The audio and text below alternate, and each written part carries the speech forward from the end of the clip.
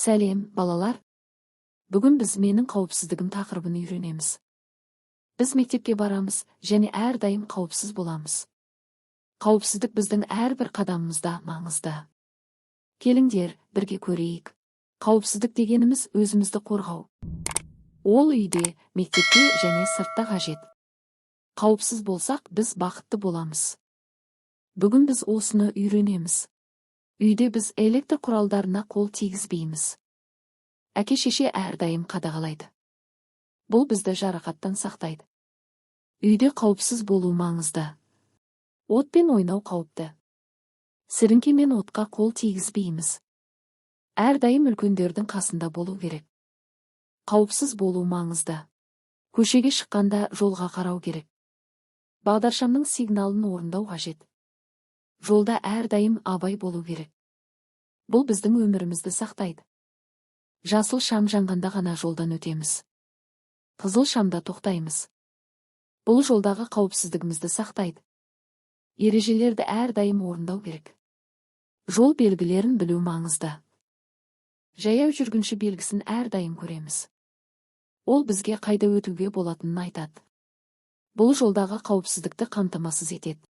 Бейтаныс адамдардан абай болу керек. Егер біреу таныс болмаса, жақындамаймыз. Әрдайым ересек адамның қасында болу керек. Бұл біздің қауіпсіздігімізді сақтайды. Мектепте тыныш жүріп, қауіпсіздігімізді сақтаймыз. Жүгірмейміз, серпілмейміз. Бұл бәріміз үшін маңызды. Тәртіп сақтай отырып, қауіпсіз боламыз. Сыныпта дұрыс отырып, мұғалімді тыңдаймыз. Бұл біздің қауіпсіздігімізді қамтамасыз етеді. Бәріміз бірге тәртіп сақтаймыз. Оқу процесі қауіпсіз әрі қызықты болады. Орманда және далада абай болу керек. Қоқыс тастамай, қоршаған ортаны сақтаймыз. Табиғатта қауіпсіздік біздің міндетіміз. Бұл бәрімізге жақсы әсер береді. Суға жақындағанда абай боламыз. Ересектердің қасында болу керек. Озбырлап суға бармаймыз. Бұл бізді судағы қауіпті жағдайдан қорғайды. Велосипед немесе роликпен сырғанау кезінде шлем киеміз. Қауіпсіздік құралдарын қолдану өте маңызды. Ойын кезінде абай боламыз. Бұл жарақаттан сақтайды. Дәріні өзіміз ішпейміз. Әрдайым ата-анаға береміз. Қауіпсіздік бірінші орында. Бұл бізді қауіпті жағдайдан сақтайды. Телефон мен интернетті шектеп қолданамыз. Бейтаныс адамдармен сөйлеспейміз. Ата-анамыз әрдайым қадағалайды. Бұл біздің онлайн қауіпсіздігімізді сақтайды. Қауіп жағдайында 101, 102, 103 нөмірлерін білу керек.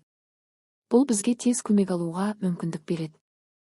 Әрқашан есте сақтау маңызды. Қауіпсіздік біздің қолымызда. Қауіпсіз балалар күлімдеп сенімді жүреді. Олар ережелерді сақтайды. Қауіпсіздік олардың өмірінің бөлігі. Біз де солай болуға тырысамыз. Қауіпсіздік біздің таңдауымыз.